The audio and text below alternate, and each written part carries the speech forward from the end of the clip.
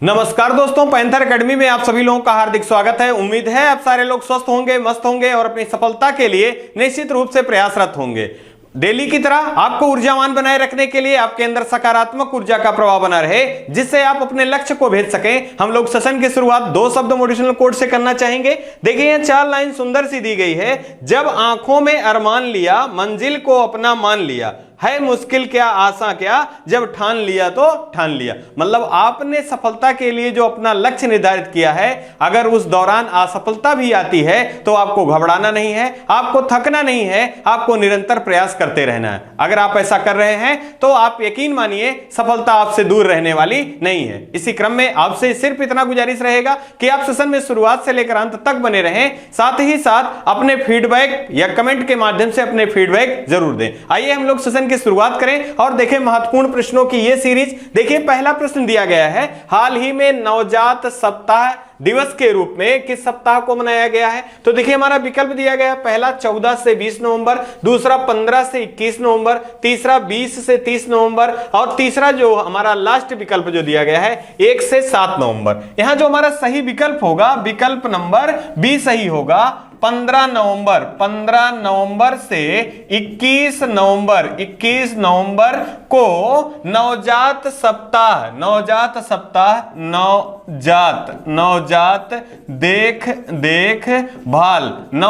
देखभाल सप्ताह के रूप में मनाया गया है। अगर हम बात करें, यहां एक महत्वपूर्ण थीम भी आपको इसका याद रखना है। इसका थीम है हर नवजात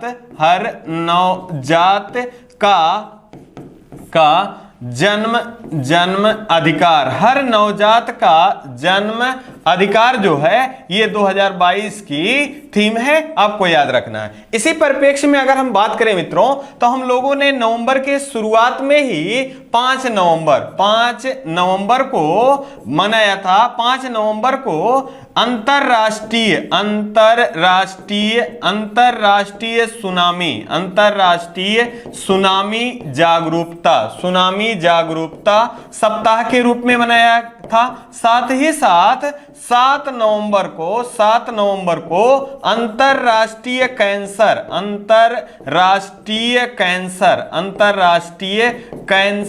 कैंसर जागरूकता सप्ताह के रूप में आयोजित किया गया था। यह महत्वपूर्ण जानकारी है, आप जरूर ध्यान रखेंगे। साथ ही साथ इस नवजात देखभाल सप्ताह का उद्देश्य क्या है कि महिला साथ ही साथ नवजात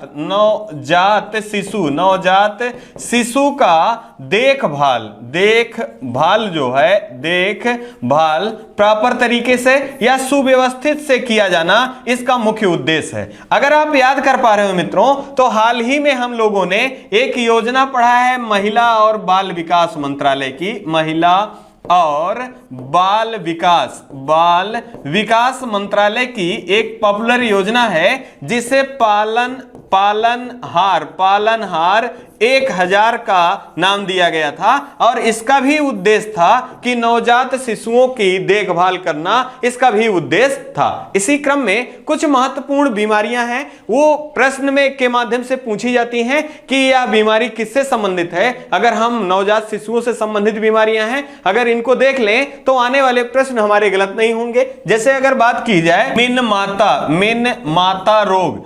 माता रोग का संबंध किससे है, तो आपको याद रखना है पारा का संबंध जो है ये मिन माता रोग से है। अगर आपसे पूछा जाए इटाई नामक रोग किससे होता है, तो कैडमियम के कारण इटाई नामक रोग होता है। साथ ही साथ एक रोग पूछा जाता है हैंसन रोग। किस रोग को हैंसन रोग के नाम से जाना जाता है, या लेप्रोसी जो है रोग का अन्य नाम क्या है, तो इसे कुष्ठ रोग के नाम से भी जाना जाता है। साथ ही साथ आपको याद रखना है रेबीज के बारे में। तो इससे होने वाला रोग जो है ये हाइड्रोफोबिया। कौन सा? हाइड्रोफोबिया जो है ये रेबीज से होने वाला बीमारी है। इसी क्रम में एक प्रश्न पूछा जाता है, काली काली मौत के नाम से किस बीमारी को जाना जाता है? तो दोस्तों प्लेग जो है यह काली मौत के नाम से जाने जाने वाली बीमारी के रूप में जाना जाता है। इसी क्रम में आपको याद रखना है एड्स ये विषाणु के द्वारा होने वाला रोग है। इसका एक टेस्ट होता है, काफी बार पूछा गया है, एलिसा टेस्ट। एलिसा टेस्ट का संबंध किस रोग से है? तो एड्स नामक रोग से एलिसा टेस्ट का संबंध है। ये महत्वपूर्ण जानकारियां हैं, आप इसी क्रम में जरूर याद रखेंगे। साथ ही साथ दो प्रश्न और याद रखें कि भारत में सर्वाधिक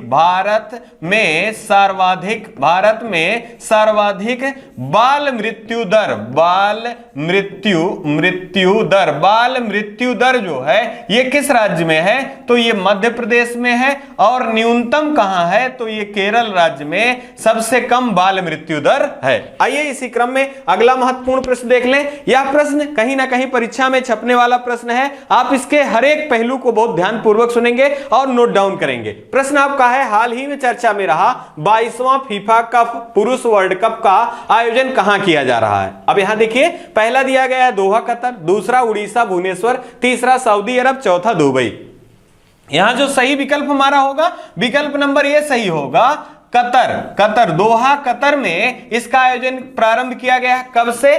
तो 20 नवंबर से इसका आयोजन प्रारंभ किया गया है। और आपको ध्यान रखना है, अगर हम बात कर ले फीफा की तो आप इसे ध्यान रखें, फीफा की तो फीफा का स्थापना जो है ये कब होता है? 1904 ईस्वी में फीफा का स्थापना होता है। और ज्यूरिख जो स्विट्जरलैंड का शहर है, यहां पर इसका मुख्यालय स्थित है। हम प्रश्न के माध्यम से ही हमने देखा कि ये क्रम कौन सा है? 22वां है। मतलब फीफा पुरुष वर्ल्ड कप का ये 22वां संस्करण है। तो आपको याद करने में असुविधा नहीं होगा, क्योंकि यहां सत्र से आप रिलेट कर लेना है कि 2022 का सत्र का और फीफा वर्ल्ड कप जो पुरुष है इसका जो संस्करण था ये 22वां है। और इसका आयोजन कहां किया जा रहा है? तो इसका आयोजन जो है कतर दोहा में किया जा रहा है। और अगर इसके शुभंकर की बात करें, शुभंकर की, तो आप ध्यान रखेंगे इसका शुभंकर लाइव है। क्या है? लाइव है। साथ ही साथ अगर हम बात करें जो इसमें फुटबॉल यूज किया गया है, इसका नाम भी पूछा जा सकता है। इसका नाम है अल रहला।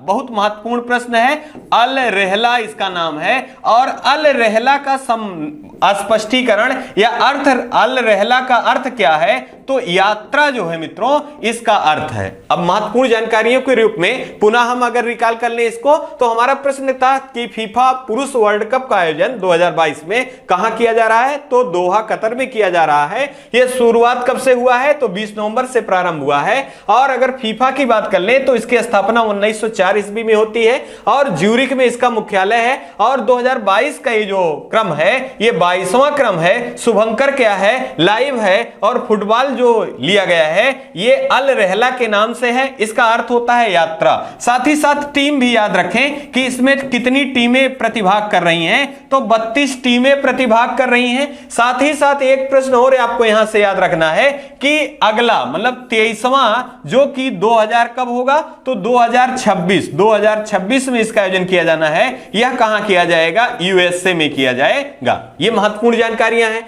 इसी परिप्रेक्ष्य में आपको ध्यान रखना है, कभी कभी परीक्षाओं में स्टैटिक जीके के रूप में प्रश्न अगर पूछ लिया जाए कि पहला फीफा फुटबॉल कप का आयोजन कहां कब किया गया था? तो 1930 ईस्वी में किया गया था। कब किया गया था? 1930 ईस्वी में किया गया था। और इसका विजेता टीम कौन रहा? तो उरुग्वे जो था ये इसका विजेता टीम रहा है। आपको ध्यान रखना है। इसी क्रम में अगर पिछले की बात कर लें 2018 की, तो 2018 का आयोजन कहां किया गया था? तो आपको याद रखना है ये इसका आयोजन जो है यह किया गया था रूस में। कहां किया गया था? रूस में। और इसका विजेता टीम कौन रहा है? इसका विजेता टीम जो है मित्रों ये फ्रांस रहा है। यह भी आपको याद रखना है। इसी क्रम में अगर हम भारतीय परिप्रेक्ष्य में देखें तो आपको याद रखना है भारतीय फुटबॉल संघ के हाल ही में अध्यक्ष नियुक्त किए गए हैं।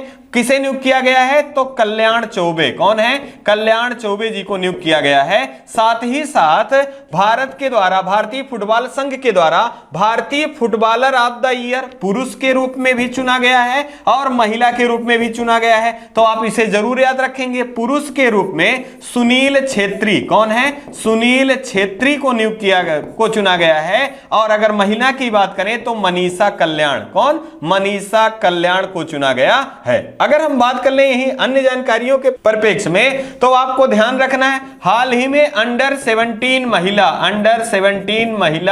महिला फुटबॉल का आयोजन कहां किया गया था? तो यह भारत में किया गया था और इसका शुभंकर क्या था? आपको याद रखना है, ईभा इसका शुभंकर था। और विजेता देश के रूप में कौन रहा?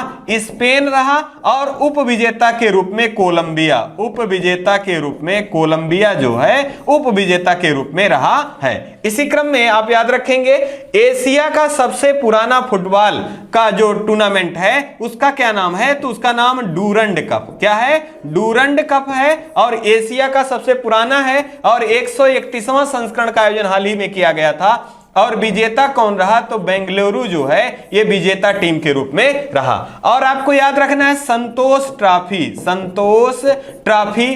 ट्रॉफी यह भी फुटबॉल से संबंधित है। तो आपको याद रखना है इसका विजेता टीम कौन रहा? केरल रहा। और यह संस्करण कौन सा था? 75वां था। कौन सा था? 75वां था। यह भी आपको याद रखना है। ये सारे महत्वपूर्ण प्रश्न हैं। आपको जरूर इन प्रश्नों से प्रश्न जब आपकी परीक्षाएं होंगी मिलेंगी, आपको यकीन मान के ये सारे प्रश्न आपको नोट डाउन रखना है, याद रखना है। और एक लाइन और याद रखें कि फुटबॉल फॉर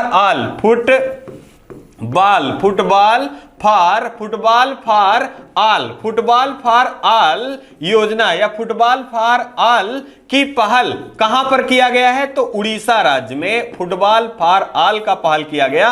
क्योंकि जो अंडर 17 महिला फुटबॉल कप का आयोजन किया गया था उड़ीसा में, नवी मुंबई में, साथ ही साथ गोवा में इसका आयोजन किया गया था। और फुटबॉल का जो खेल है उस खेल को युवाओं में प्रोत्साहित करना, इसी कारण फुटबॉल फॉर ऑल योजना को प्रारंभ किया गया जो कि उड़ीसा से संबंधित है। आइए इसी क्रम में यहां एक पिक्चर के माध्यम से देखें फीफा वर्ल्ड कप या कतर दिया गया है 2022 में इसका आयोजन किया जाना है, आप ध्यान रखेंगे। आइए इसी क्रम में अगला महत्वपूर्ण प्रश्न देख लें। हाल ही में चर्चा में रहा नेपाल में अंतरराष्ट्रीय चुनाव आयुक्त पर्यवेक्षक के पद के रूप में किसे चुना गया है? मतलब नेपाल में चुनाव होने हैं तो अंतरराष्ट्रीय चुनाव आयुक्त पर्यवेक्षक के रूप में किसे नियुक्त किया गया है? तो विकल्प हमारे दिए गए हैं। पहला ऋतुराज अवस्थी, दूसरा दिया गया डॉक्टर तैयब, तीसरा दिया गया डॉक्टर इरफान अली और चौथा जो दिया गया है राजीव कुमार। यहां जो हमारा सही विकल्प होगा दोस्तों, यह विकल्प नंबर डी सही होगा। राजीव कुमार जी को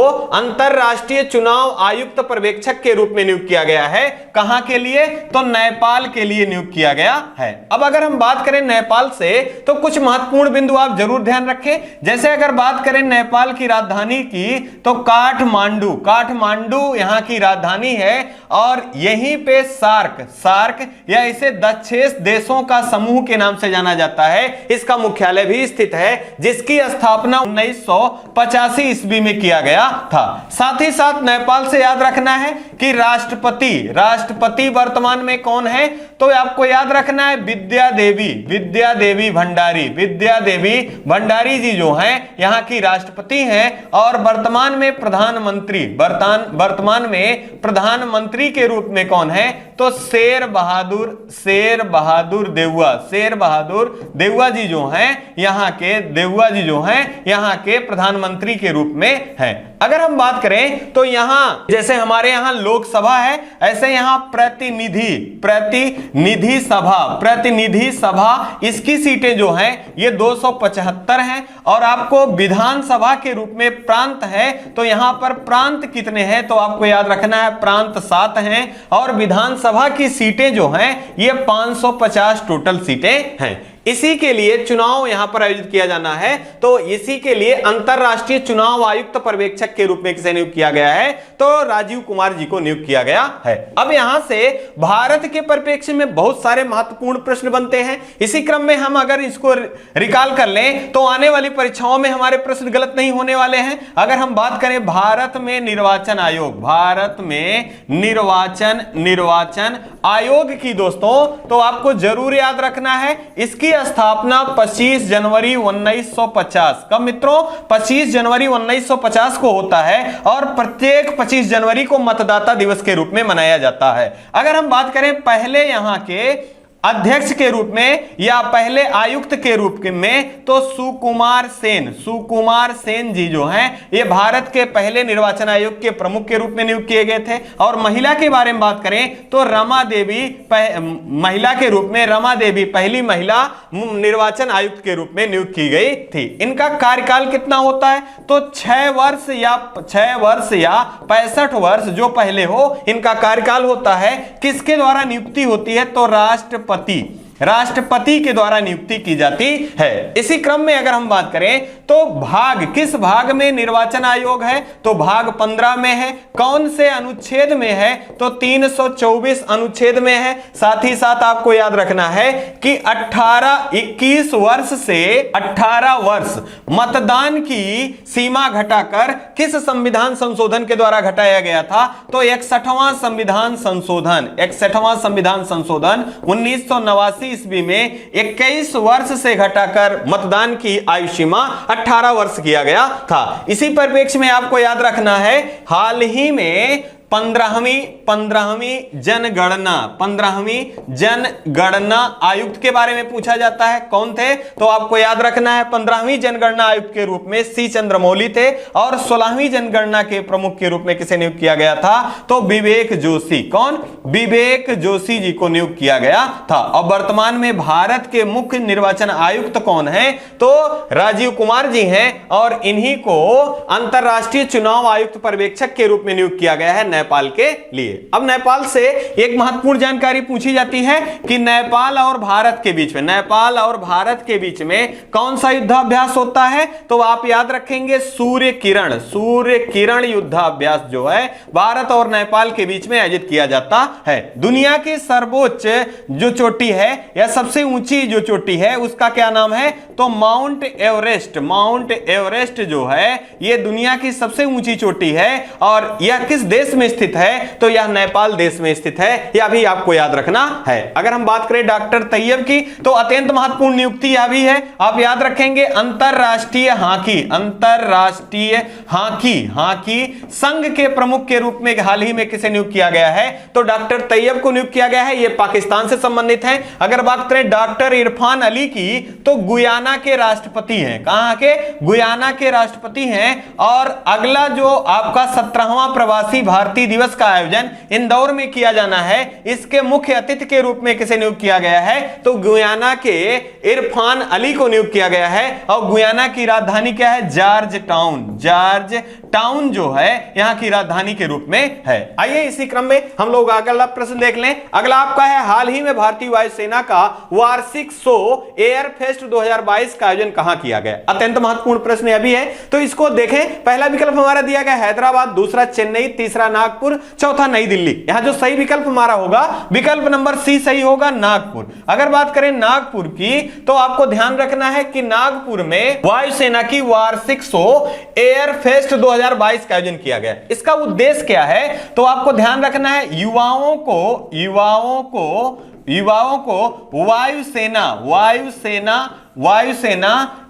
वायुसेना में कैरियर का चुनाव करना, मतलब युवाओं का वायुसेना के प्रति कैरियर के रूप में चुनाव करना इसका मुख्य लक्ष्य रखा गया है। अगर हम बात कर लें यहां वायुसेना की तो आप जरूर ध्यान रखेंगे वायुसेना दिवस कब मनाया जाता है? तो 8 अक्टूबर को वायुसेना दिवस मनाया जाता है। और यहां इसके वर्तमान में इसके प्रमुख कौन है? तो विवेक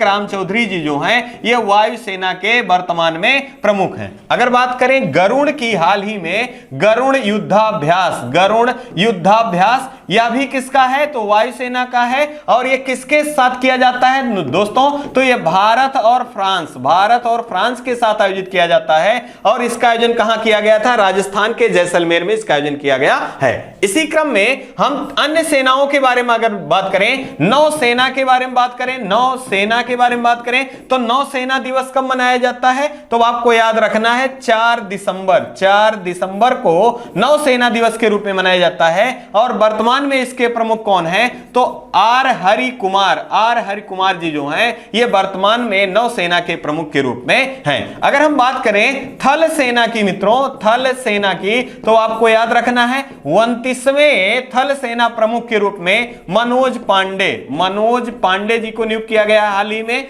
आपको याद रखना है। और ये थल सेना दिवस कब मनाया जाता है? तो प्रत्येक 15 जनवरी को थल सेना दिवस के रूप में मनाया जाता है। अब अगर हम नागपुर से कुछ महत्वपूर्ण जानकारियों को देखें तो आपसे बार बार पूछा जाता है नीरी, एक संस्थान है नीरी, इसका मुख्यालय कहां स्थित है? तो नागपुर में नीरी संस्थान स्थित है, इस नीरी का मुख्यालय स्थित है। साथ ही साथ अगर आप याद कर पा रहे हो तो पहला विश्व हिंदी सम्मेलन का आयोजन कहां किया गया था? तो यह नागपुर में कब किया गया था? कब? 10 जनवरी 1975 ईस्वी में। इसी कारण प्रत्येक 10 जनवरी को विश्व हिंदी दिवस के रूप में मनाया जाता है, जबकि राष्ट्रीय हिंदी दिवस के रूप में 14 सितंबर को मनाया जाता है। इसी क्रम में अगर हम याद रखें तो 12वां विश्व हिंदी सम्मेलन का आयोजन कहां किया जाएगा? तो फिजी में किया जाएगा। इसकी राजधानी क्या है? इसकी राजधानी सुबा। क्या है? सुबा। फिजी की राजधानी सुबा है। अगर बात करें विश्व हिंदी संग्रहालय का स्थापना कहां किया गया है? तो मॉरिशस में विश्व हिंदी संग्रहालय की स्थापना की गई है। अगर हम यही नागपुर से एक महत्वपूर्ण प्रश्न और देखें तो आपको जरूर ध्यान रखना है राष्ट्रीय कांग्रेस का अधिवेशन 1920 ईस्वी में कहां बुलाया गया था? तो नागपुर में बुलाया गया था। और इसके अध्यक्ष के रूप में किसे नियुक्त किया गया था? तो विजय राघवाचार्य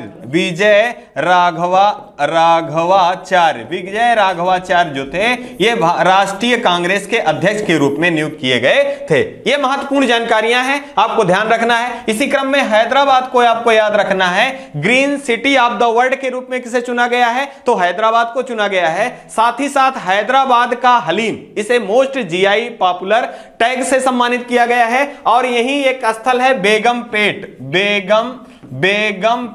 बेगमपेट है। और यहां पर एयर विंग शो का आयोजन किया गया था, यह भी महत्वपूर्ण है। अगर चेन्नई के बारे में बात करें मित्रों तो आपको भूलना नहीं है 44वां शतरंज ओलंपियाड का आयोजन कहां किया गया था? तो यह चेन्नई में इसका आयोजन किया गया था। और चेन्नई तमिलनाडु की राजधानी है। अगर नई दिल्ली की बारे में बात करें तो हरियाली योजना कहां से प्रारंभ किया गया है? तो नई दिल्ली से प्रारंभ किया गया है। और अंतरराष्ट्रीय व्यापार मेले का आयोजन हाल ही में कहां किया गया था? तो यह नई दिल्ली में इसका आयोजन किया गया था। ये सारे महत्वपूर्ण प्रश्न हैं, आपको अपनी कॉपी में नोट डाउन रखना है, इसे रिकॉल रखना है। यकीन मानिए जब भी परीक्षा होगा यहां से प्रश्न जरूर बनने वाले हैं। आइए इसी क्रम में अगला महत्वपूर्ण प्रश्न यहां देखिए एक पिक्चर के माध्यम से भी दिखाई दे रहा है। चलिए एक प्रश्न का उत्तर आपसे जानना चाहते हैं। हाल ही में भारत के द्वारा 100% स्वदेशी पोतवाहक विमान को नौसेना में शामिल किया गया। आप कमेंट बॉक्स में बताएंगे उसका नाम क्या है और इसको कब नौसेना में शामिल किया गया और किसके द्वारा शामिल किया गया, आपको कमेंट बॉक्स में बताना है। आइए इसी क्रम में अगला महत्वपूर्ण प्रश्न देखें। हाल ही में किस भारतीय महिला ने एशियाई कप टेबल टेनिस टूर्नामेंट का खिताब जीता है? यहां देखिए विकल्प हमारे दिए गए हैं। पहला मनिका बत्रा, दूसरा भवानी देवी, तीसरा ईगा स्वेटेक, चौथा रिया भाटिया। यहां जो हमारा सही सही विकल्प है दोस्तों ये मनिका बत्रा है। आपको ध्यान रखना है मनिका बत्रा कभी कभी प्रश्नों में आपसे खिलाड़ी का नाम दे देगा और पूछा जाएगा कि इनका संबंध किस खेल से है, तो वह प्रश्न और भी टफ हो जाता है। इसी कारण आपको जरूर ध्यान रखना है खिलाड़ी के साथ खेल का नाम। तो आप ध्यान रखें कि मनिका बत्रा जो हैं ये टेबल टेनिस से संबंधित हैं और इन्होंने भारत के लिए पहला खिताब जीता है। तो सबसे पहले ये जाने कि एशियाई टेबल टेनिस कप का जो टूर्नामेंट हो रहा है इसका आयोजन कहां किया जा रहा है। तो इसका आयोजन जो है ये थाईलैंड की राजधानी जो है मित्रों ये बैंकॉक, थाईलैंड की राजधानी बैंकॉक में इसका आयोजन किया जा रहा है। अगर आप याद कर पा रहे हो तो हम लोगों ने कई बार इसके बारे में बातचीत कर रखा है कि थाईलैंड की राजधानी जो है बैंकॉक ये चाओ फ्रायो नदी के तट पर स्थित है। साथ ही साथ थाईलैंड को हाथियों का देश के नाम से भी जाना जाता है और विश्व में सबसे ज्यादा रबर उत्पादन में थाईलैंड जो है ये पहले स्थान पर है। अब अगर हम बात करें अन्य खिलाड़ियों के बारे में तो आपको ध्यान रखना है भवानी देवी ये तलवारबाजी से संबंधित हैं और हाल ही में भारतीय ओलंपिक संघ के द्वारा एथलीट आयोग का जो गठन किया गया है जिसमें 10 सदस्यों को चुना गया है उसमें भवानी देवी को भी शामिल किया गया है, यह भी आपको याद रखना है। अगर हम बात कर ले ईगा स्विएटेक की मित्रों तो आप इन्हें भूलेंगे नहीं क्योंकि आप जानते हैं कि टेनिस के 4 ग्रैंड स्लैम होते हैं। टेनिस के जो 4 ग्रैंड स्लैम होते हैं और शुरुआत होता है ऑस्ट्रेलिया ओपन से जो कि सत्र का पहला होता है। यहीं पे याद रखें कि ऑस्ट्रेलिया ओपन 2022 का खिताब किसने जीता है तो एकल पुरुष वर्ग में राफेल नडाल ने जीता है और महिला वर्ग में एशले बार्टी ने जीता है। राफेल नडाल का संबंध स्पेन से है और एशले बार्टी का संबंध जो है ये ऑस्ट्रेलिया से है, आपको याद रखना है। और इन्होंने टेनिस से संन्यास लेने की घोषणा की है। इसी क्रम में दूसरा आपका होता है फ्रेंच ओपन। कौन सा? फ्रेंच ओपन का खिताब होता है। आपको पुरुष वर्ग की बात की जाए तो पुनः राफेल नडाल ने इस किताब को जीता है और अगर महिला वर्ग की बात की जाए तो ईगा स्विएटेक के द्वारा जीता गया है और ये पोलैंड की खिलाड़ी हैं। कहां की? पोलैंड की खिलाड़ी हैं। पोलैंड की राजधानी क्या है? वार्सा है। और इसी क्रम में तीसरा है जिसे विंबलडन के नाम से जाना जाता है। इसमें पुरुष वर्ग में अगर बात करें विंबलडन की बात करें 2022 की तो पुरुष वर्ग की बात करें तो नोवाक जोकोविच हैं जो कि सर्बिया के खिलाड़ी हैं। कहां के? सर्बिया के खिलाड़ी हैं। और आपको याद रखना है महिला वर्ग में पहली महिला या पहली कजाक महिला जिनका नाम है एरिना रिवाकीना इन्होंने किताब जीता है। और सत्र के लास्ट में जो होता है वह यूएस ओपन होता है। क्या होता है? यूएस ओपन होता है। और इसका 2022 का खिताब किसने जीता है तो अभी तक सबसे कम उम्र के विजेता कार्लोस अलखराज हैं। ये किस देश के हैं? स्पेन के हैं दोस्तों। और साथ ही साथ महिला के बारे में बात करें तो अभी हमने ईगा स्विएटेक का नाम लिया था तो यूएस ओपन का खिताब पुनः जो जीता है ये ईगा स्विएटेक के द्वारा जीता गया है जो कि पोलैंड की खिलाड़ी हैं। ये महत्वपूर्ण जानकारियां हैं। यकीन मानिए जब आप परीक्षा में बैठेंगे और ये सारे प्रश्न आपको मिलते नजर आएंगे तो आपकी खुशी का ठिकाना नहीं रहेगा। इसी क्रम में आप निरंतर प्रयास करते रहिए, यकीन मानिए सफलता आपसे दूर रहने वाली नहीं है। आइए हम लोग अगला प्रश्न देख लेते हैं। अगला आपका प्रश्न है हाल ही में कैम्ब्रिज डिक्शनरी ने किस शब्द को वर्ड ऑफ द ईयर के रूप में चुना है। अब यहां देखिए डायरेक्ट आपको फैक्ट है, आपसे इसमें ज्यादा कुछ नहीं पूछा जा सकता है। आपको शब्द का अगर नाम याद है तो आप तुरंत आंसर का जवाब देके उसका आंसर क्वेश्चन का आंसर देके आगे बढ़ सकते हैं। इसी क्रम में अगर हम विकल्प को देखें तो आपको जरूर यहां यह शब्द याद रखना है कि ये किसके द्वारा पूछा जा रहा है। तो ये कैम्ब्रिज डिक्शनरी की बात हो रही है। तो यहां दिया गया है वैक्स, दूसरा दिया गया होमर, तीसरा दिया गया कोविड, चौथा दिया गया इनमें से कोई नहीं। यहां जो हमारा सही विकल्प है ये होमर है। क्या है? होमर है। अगर हम बात करें होमर का प्रयोग कहां होता है तो यूएसए का जो राष्ट्रीय खेल है बेसबॉल और इसी में प्रयोग किया जाता है इस शब्द का होमर का जिसका अर्थ होता है home to run, home to run. Home to run जो है इसका अर्थ होता है होमर का, और यही कैम्ब्रिज डिक्शनरी के द्वारा वर्ड ऑफ द ईयर के रूप में चुना गया है। अगर हम बात कर ले यहां वैक्स के बारे में, तो अगर आप याद कर पा रहे हो तो ऑक्सफोर्ड डिक्शनरी के द्वारा वर्ड ऑफ द ईयर के रूप में किसे चुना गया था? तो वैक्स को चुना गया था। और इसका अर्थ क्या है? इसका अर्थ है काऊ। इसका अर्थ क्या है? काऊ। अगर हम बात करें यहां महत्वपूर्ण जानकारी के रूप में, तो आपको children word of the year के रूप में भी याद रखना है। उसको एंजाइटी को children word of the year के रूप में चुना गया था, वह भी ऑक्सफोर्ड के द्वारा। अगर हम बात करें हाल ही में एक आपका कॉलिंग्स डिक्शनरी की रिपोर्ट आई थी, इसके द्वारा 2022 का वर्ड ऑफ द ईयर के रूप में चुना गया था किसे? परमाक्राइसिस जो है ये चुना गया था कॉलिंस डिक्शनरी के आधार पर। इसी क्रम में आपको कुछ महत्वपूर्ण फैक्ट और भी याद रखने हैं। जैसे अगर आपसे पूछ लिया जाए दोस्तों कि पर्सन ऑफ द ईयर के रूप में किसे चुना गया है, तो एलन मस्क को पर्सन ऑफ द ईयर के रूप में चुना गया है। अगर आपसे पूछा जाए कि PETA person of the year के रूप में किसे चुना गया है, तो ये आलिया भट्ट हैं। कौन है? आलिया भट्ट को PETA person of the year के रूप में चुना गया है। ये महत्वपूर्ण फैक्ट हैं, आपको एज इट इज याद रखने हैं। जब भी परीक्षाएं होंगी, अगर यहां से प्रश्न बनते हैं तो डायरेक्ट आपके प्रश्न वो सही होने वाले हैं। आइए इसी क्रम में हम लोग महत्वपूर्ण जानकारी को लेकर आगे बढ़ें। अगला है, हाल ही में पहली बार कितनी महिलाओं को डिफेंस सर्विसेज स्टाफ कॉलेज के लिए चुना गया है? बहुत महत्वपूर्ण संस्थान है ये, आपको जरूर याद रखना है। डिफेंस सर्विसेज स्टाफ कॉलेज जो है ये कितनी महिलाओं को चुना गया है? विकल्प दिया गया है, पहला 5, दूसरा 6, तीसरा 10 और चौथा जो दिया गया है 8। यहां जो हमारा सही विकल्प होगा, विकल्प नंबर बी सही होगा। अगर हम बात करें कि भारत में डिफेंस सर्विसेज स्टाफ कॉलेज कितने हैं, तो आपको जरूर याद रखना है कि एकमात्र डिफेंस सर्विसेज स्टाफ कॉलेज है जो कि कहां स्थित है? नीलगिरी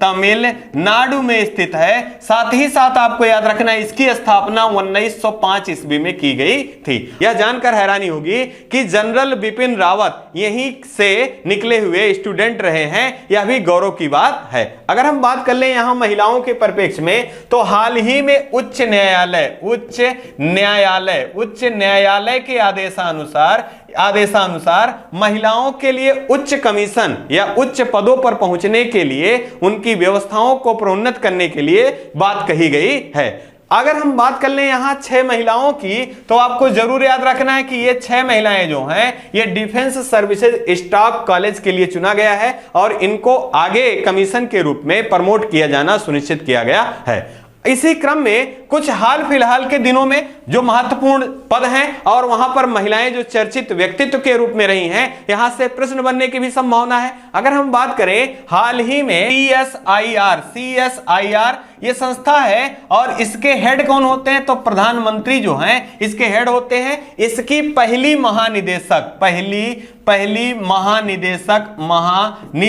महिला महानिदेशक के रूप में किसे नियुक्त किया गया है, तो आप जरूर इसे नोट रखेंगे, नल्ला थुम्बी कलाई सेल्वी जो हैं ये पहली महिला के रूप में नियुक्त की गई हैं। अगर आपसे पूछा जाए कि जूलॉजिकल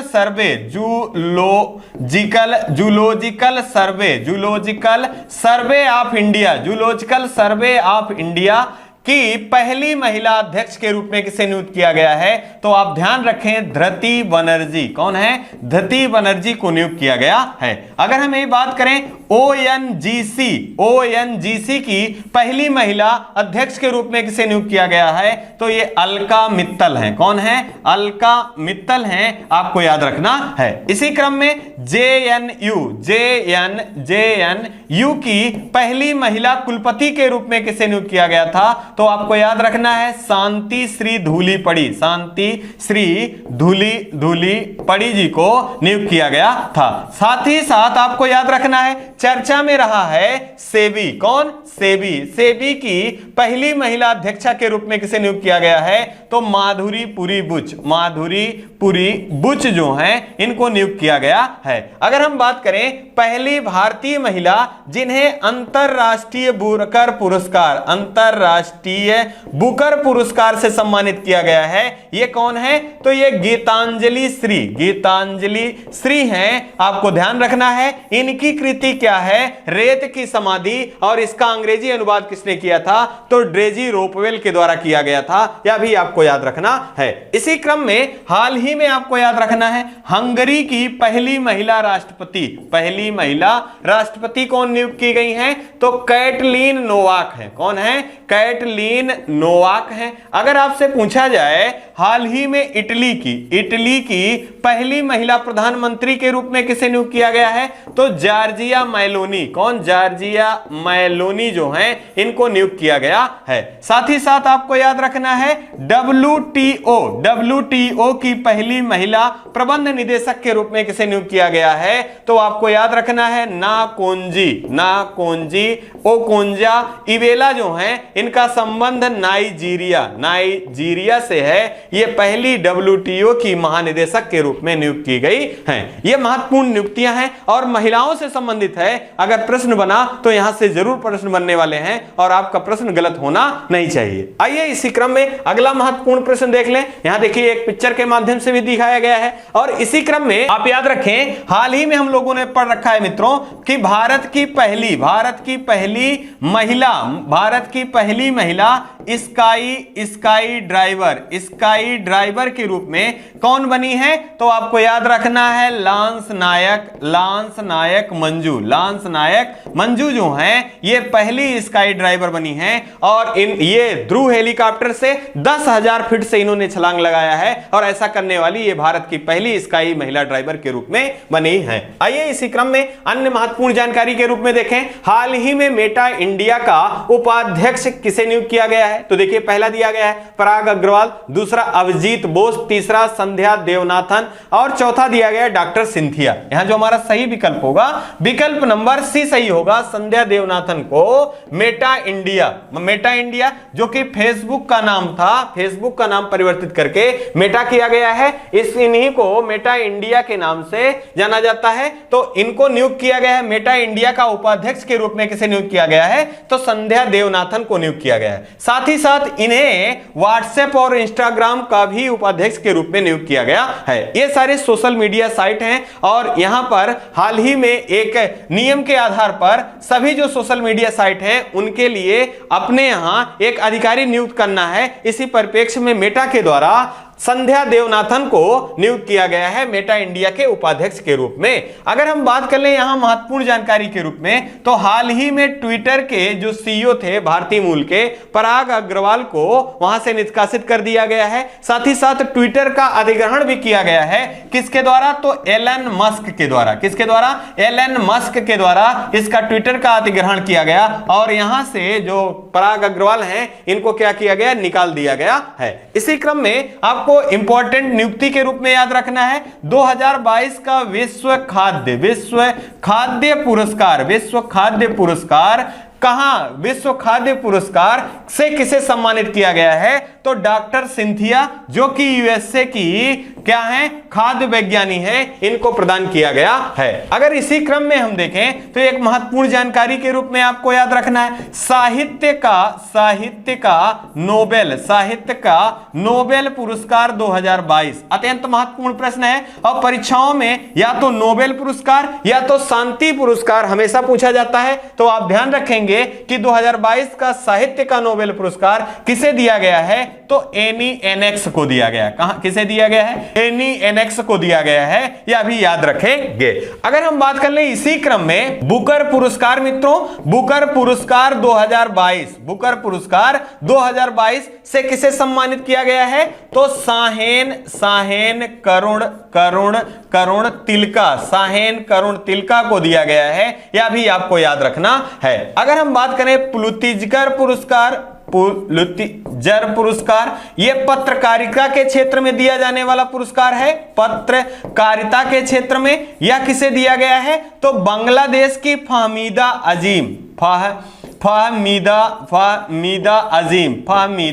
अजीम जो हैं इनको दिया गया है, यह भी आपको याद रखना है। और अंतरराष्ट्रीय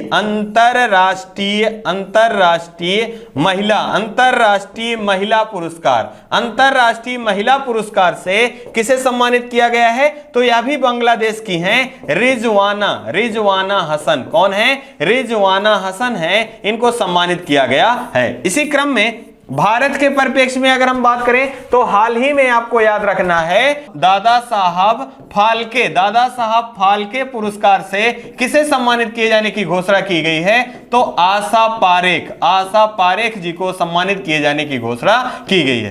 पहला लता दीनानाथ मंगेशकर पुरस्कार से किसे सम्मानित किए जाने की घोषणा की गई है? तो ये प्रधानमंत्री नरेंद्र मोदी जी को पहला लता दीनानाथ मंगेशकर पुरस्कार से सम्मानित किया गया है। आइए इसी क्रम में हम लोग अत्यंत महत्वपूर्ण प्रश्न की तरफ बढ़े और अगला आपका महत्वपूर्ण प्रश्न है कला और संस्कृति के दृष्टिकोण से अत्यंत महत्वपूर्ण है। हाल ही में काशी तमिल समागम कहां प्रारंभ किया गया? यह प्रश्न हम लोग पहले भी पढ़ चुके हैं, लेकिन हाल ही में इसका उद्घाटन किया गया है, इस कारण पुनः यह चर्चा में रहा है। तो आप इस प्रश्न को जरूर याद रखें, कला संस्कृति के दृष्टिकोण से अत्यंत महत्वपूर्ण है। पहला दिया गया है जयपुर, दूसरा दिया गया पटना, तीसरा दिया गया मुंबई, चौथा दिया गया वाराणसी। यहां जो सही हमारा विकल्प होगा, विकल्प नंबर डी सही होगा। वाराणसी में काशी तमिल समागम का आयोजन किया गया और इसका आयोजन जो है यह वाराणसी में किया गया। उद्घाटन किसके द्वारा किया गया? तो प्रधानमंत्री नरेंद्र मोदी जी द्वारा इसका उद्घाटन किया गया। मतलब इसका उद्देश्य क्या है आप ध्यान दें तो इसका जो तमिल साहित्य है या तमिल के जो संस्कृतियां हैं उन संस्कृतियों का और जो उत्तर भारत की संस्कृतियां हैं उनमें कौन सी समानता है और कौन सी असमानता है, इन्हीं को चिन्हित करना या इसी को प्रसारित करना इसका मुख्य उद्देश्य है। अगर हम बात कर लें यहां वाराणसी से तो 2-3 प्रश्न बहुत महत्वपूर्ण है और हाल फिलहाल के दिनों में खूब चर्चा में रहे हैं, तो आपको जरूर याद रखना है। जैसे अगर बात करें एससीओ की, संघाई सहयोग संगठन की, इसके द्वारा सांस्कृतिक राजधानी के रूप में किसे नियुक्त किया गया है? तो यह आप ध्यान रखेंगे वाराणसी को सांस्कृतिक राजधानी के रूप में घोषित किया गया है एससीओ के द्वारा। अगर हम बात करें हाल ही में जीआई महोत्सव का आयोजन कहां किया गया था? तो यह भी दोस्तों वाराणसी में किया गया था। इसी क्रम में आपको याद रखना है रोपवे सार्वजनिक रोपवे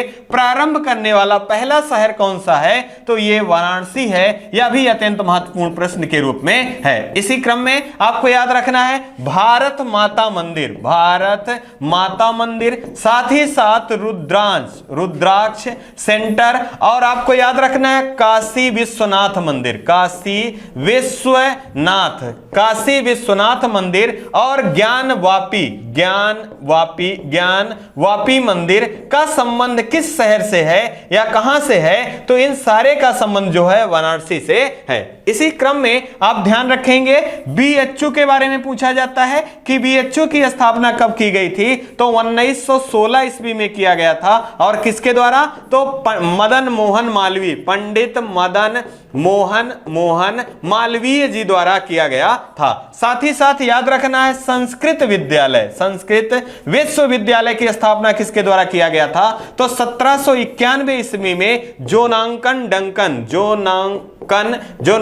डंकन के द्वारा किया गया था और बाद में इसी का नाम 1974 ईस्वी में परिवर्तित करके संपूर्णानंद विश्वविद्यालय के रूप में किया गया था। अगर हम बात करें मुंबई की तो आपको याद रखना है हैदराबाद और मुंबई को tree city of the world के रूप में चुना गया है। पहली बार हैदराबाद को चुना गया था और 2022 में पहली बार मुंबई को tree city of the world के रूप में चुना गया है। अगर हम बात कर लें तीसरी वंदे भारत ट्रेन कहां से कहां तक के लिए चलाई गई थी? तो गांधीनगर से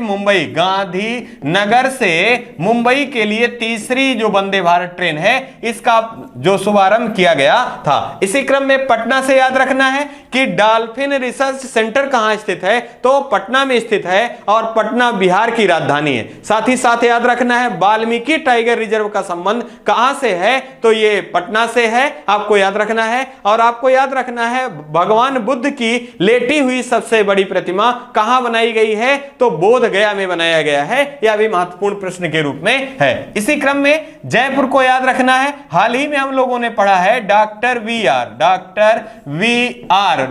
वी आर अंबेडकर विधि विश्वविद्यालय की स्थापना कहां की गई है? जयपुर में की गई है। और पिंक सिटी के नाम से किसे जाना जाता है? तो जयपुर को पिंक सिटी के नाम से जाना जाता है। और राजस्थान राज्य की राजधानी क्या है? तो जयपुर राजस्थान राज्य की राजधानी के रूप में है। आइए इसी क्रम में हम लोग इस सेशन के लास्ट प्रश्न को देखते हैं। अगला लास्ट प्रश्न है, हाल ही में किसे पश्चिम बंगाल का 22वां राज्यपाल नियुक्त किया गया? देखिए विकल्प हमारे जो दिए गए हैं, पहला सीवी आनंद बोस है, दूसरा ला गणेशन है, तीसरा जो है वीडी मिश्रा है, चौथा जो है थावरचंद गहलोत है। अगर हम बात करें यहां तो हमारा विकल्प जो सही होगा, विकल्प नंबर ए सही होगा, सीवी आनंद बोस। अब यहां देखिए क्रम भी दे दिया गया है, तो आप जरूर ध्यान रखें। 22वें राज्यपाल के रूप में पश्चिम बंगाल के किसे नियुक्त किया गया है? तो सीवी आनंद बोस को नियुक्त किया गया है। अगर हम बात कर ले 21वें कौन थे, तो वर्तमान में जो भारत के उपराष्ट्रपति हैं जगदीप धनखड़ जी, ये वर्तमान में जो उपराष्ट्रपति हैं ये पश्चिम बंगाल के पूर्व राज्यपाल के रूप में सेवा दे चुके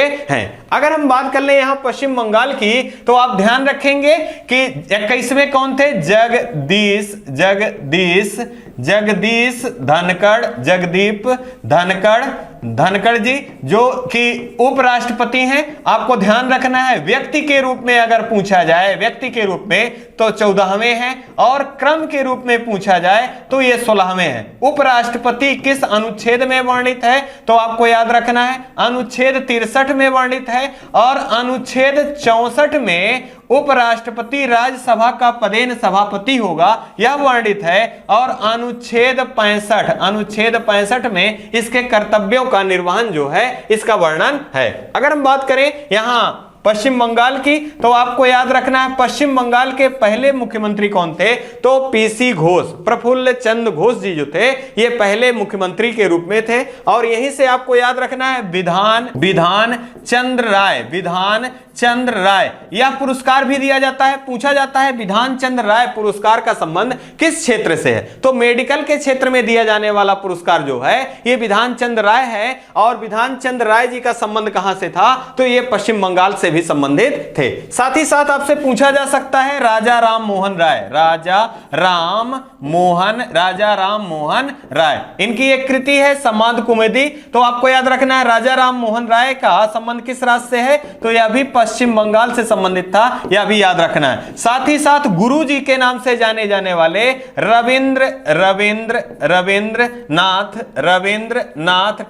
रविंद्रनाथ टैगोर जो हैं, इनका भी संबंध कहां से था? तो इनका भी संबंध पश्चिम बंगाल से था। और भारत का पहला जो नोबेल पुरस्कार किसने प्राप्त किया था? तो रविंद्रनाथ टैगोर जी को मिला था। और किस क्षेत्र में? तो साहित्य के क्षेत्र में। और 1913 ईस्वी में गीतांजलि के लिए प्रदान किया गया था। इसी क्रम में आपको जरूर याद रखना है वर्तमान में यहां की मुख्यमंत्री कौन है? तो ममता बनर्जी जो हैं वर्तमान में पश्चिम बंगाल की मुख्यमंत्री हैं। आपसे पूछा जाता है कि मैग्रो वनों की संख्या या प्रतिशत के आधार पर मैग्रोव क्षेत्रफल किस राज्य में सर्वाधिक है? तो पश्चिम बंगाल में मैग्रोव की संख्या सर्वाधिक है क्षेत्रफल के आधार पर। और अगर हम बात करें कि पश्चिम बंगाल का शोक किसे कहा जाता है? तो दामोदर नदी को पश्चिम बंगाल का शोक के नाम से जाना जाता है। पूछा जाता है जलदापारा नेशनल पार्क का संबंध कहां से है? तो इसका संबंध भी पश्चिम बंगाल से है। आपसे पूछा जाता है कि जीआई टैग अधिनियम 1999 और कब से दिया जाना प्रारंभ किया गया? तो 2004 में पहली बार जीआई टैग प्रदान किया गया। और किसे? दार्जिलिंग चाय को दिया गया, जो भी किससे संबंधित है? पश्चिम बंगाल राज्य से संबंधित है। अब राज्यपाल से संबंधित कुछ महत्वपूर्ण आर्टिकल पूछा जाता है। अगर आपसे पूछ लिया जाए कि राज्यपाल का पद किस अनुच्छेद में वर्णित है, तो आपका आंसर होना चाहिए अनुच्छेद 153 में राज्यपाल का पद वर्णित है। साथ ही साथ अगर पूछा जाए क्षमादान, कई बार यह प्रश्न पूछा गया है, क्षमादान किस अनुच्छेद में है, तो 161 अनुच्छेद में क्षमादान है। और अध्यादेश जारी करने की शक्ति राज्यपाल को किस अनुच्छेद में दिया गया है, तो आप याद रखेंगे 213 अनुच्छेद में राज्यपाल को अध्यादेश जारी करने की शक्ति प्रदान होती है। इसी परिप्रेक्ष्य में आप राष्ट्रपति से संबंधित जानकारियां भी इकट्ठा कर लें। अब अगर हम बात करें राष्ट्रपति का पद कहां है, तो अनुच्छेद 52 में, शपथ कहां है 60 में, महाभियोग कहां है 61 में, क्षमादान कहां है आपको याद रखना है 72 में, अध्यादेश जारी करने की शक्ति कहां है 123 में, संयुक्त बैठक बुलाने की कहां है 108 में, और आपको याद रखना है उच्चतम न्यायालय से सलाह की बात कहां कही गई है, तो 143 में है। यह महत्वपूर्ण जानकारी है राष्ट्रपति के परिप्रेक्ष्य में और राज्यपाल के परिप्रेक्ष्य में। इसी संबंध में अगर हम बात करें ला गणेशन की, तो मणिपुर के वर्तमान में राज्यपाल कौन है, ला गणेशन जी हैं। और बीडी मिश्रा की जी के बारे में बात करें तो मेघालय राज्य के राज्यपाल के रूप में किसे नियुक्त किया गया है, तो वीडी मिश्रा जी को। और थावर चंद गहलोत जी के बारे में बात करें तो ये कर्नाटक राज्य के, कहां के, कर्नाटक राज्य के राज्यपाल के रूप में हैं। यहां देखिए एक पिक्चर के माध्यम से सीवी आनंद बोस जी को दिखाया गया है, जो कि पश्चिम बंगाल के 22वें राज्यपाल के रूप में नियुक्त किए गए हैं। इसी क्रम में यहीं पर आपका ये जो महत्वपूर्ण सीरीज है समाप्त हो रही है। आप अपना और अपने परिवार का खूब ढेर सारा ध्यान रखें। जय हिंद, जय भारत।